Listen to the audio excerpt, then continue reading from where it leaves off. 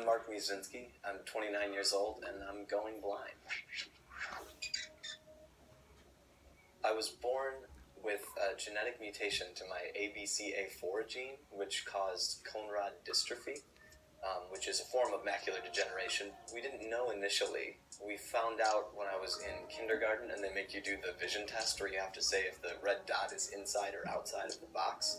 And I didn't know that there was a box even. They eventually brought me to Dr. Fishman, who's one of the leading ophthalmologists, and he was able to diagnose cone rod dystrophy. So what I see is the central vision is sort of a blurred mishmash of colors that is indistinguishable. And then around that, the rest of it's pretty bad too. And each individual eye, they both have a different depth of vision. So one is 2400 and the other is 2800. So if you can imagine like having one eye in a magnifying glass and one eye not in a magnifying glass and trying to walk around like that, they're constantly fighting for focus. Part of the issue with my eyes is that they're extra light sensitive. So if you can imagine going outside and everything is super bright, not being able to see well, it affects so many other parts of your life that you don't even think about. Assume you're standing at a crosswalk, and depending on the lighting and if there's trees blocking stuff, you can't see what color the different street lights are. If there's no cars, you're just looking at the person next to you and thinking, is this person going to risk their life to cross the street? Do they have a death wish? I think my natural enemy is the fire hydrant, especially here in Los Angeles, where they make them yellow for some stupid reason.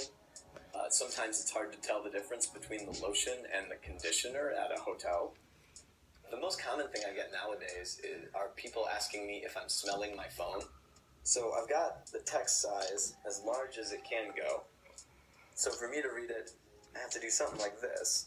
I've learned to look at people when I'm talking to them, but the tough part is then I can't see their face. So I don't know if they're happy at what I'm saying, if they're really upset at what I'm saying.